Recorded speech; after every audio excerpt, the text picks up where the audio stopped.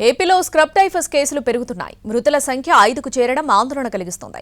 దీంతో లక్షణాలు కనిపిస్తే ఏమాత్రం ఆలస్యం చేయవద్దంటున్నారు డాక్టర్లు. ఇంతకీ స్క్రబ్ టైఫస్ ఎలా సంక్రమిస్తుంది? తీసుకోవాల్సిన జాగ్రత్తలేంటి? ఆంధ్రప్రదేశ్లో స్క్రబ్ టైఫస్ కేసులు అంతకంతకు పెరగడం ఆందోళన కలిగిస్తోంది. ఇది అంటువ్యాధి కాదని నల్లిని పోలిన బ్యాక్టీరియా కుట్టడం వల్ల వస్తుందని చెప్తున్నారు వైద్య నిపుణులు. కానీ కేసులు ఒక్కసారిగా పెరిగిపోవడానికి కారణం ఏమిటనేది అంతుచిక్కడం లేదు. స్క్రబ్ టైఫస్ బారిన పడి ఇంతవరకు 5గురు చనిపోయారు. విజయనగరం, పల్నాడు, బాపట్ల, నెల్లూరు జిల్లాలో ఈ మరణాలు నమోదయ్యాయి. నవంబర్ 1న పల్నాడులో తొలి మరణం నమోదైంది. చిత్తూరు జిల్లాలో 386కు పైగా స్క్రబ్ టైఫస్ కేసులు నమోదయ్యాయి. తిరుపతి జిల్లాలో 25కు పైగా కేసులున్నట్లుగా చెప్తున్నారు అధికారులు. గుంటూరులో 11 కేసులున్నాయంటున్నారు. నల్లిని పోలిన చిగ్గర్మైట్ అనే పురుగు కుట్టడం వల్ల స్క్రబ్ టైఫస్ సోకుతోంది. ముఖ్యంగా పొలాల్లో, తోటల్లో పనిచేసే రైతులతో పాటు గడ్డి మైదానాలు, తోటల్లో ఆడుకునే పిల్లలు ఈ వ్యాధి బారిన పడే అవకాశం ఎక్కువగా ఉంటుంది.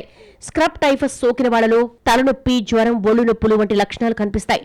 ఒంటిపై దద్దుర్లొస్తాయి. ప్రాథమిక దశలో రాడిప్, వైల్, ఫెలిక్స్, ఐజియం, ఎలీసా వంటి వైద్య పరీక్షల ద్వారా దీనిని గుర్తించవచ్చు.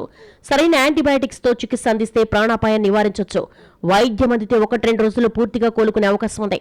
అందువల్ల శరీరంపై ఏదైనా పురుగు కుట్టినట్లు అనిపించినా, కాలిన గాయం లాంటి మచ్చలు, దద్దుర్లు కనిపించినా నిర్లక్ష్యం చేయకుండా డాక్టర్ని సంప్రదించాలని సూచిస్తున్నారు డాక్టర్లు.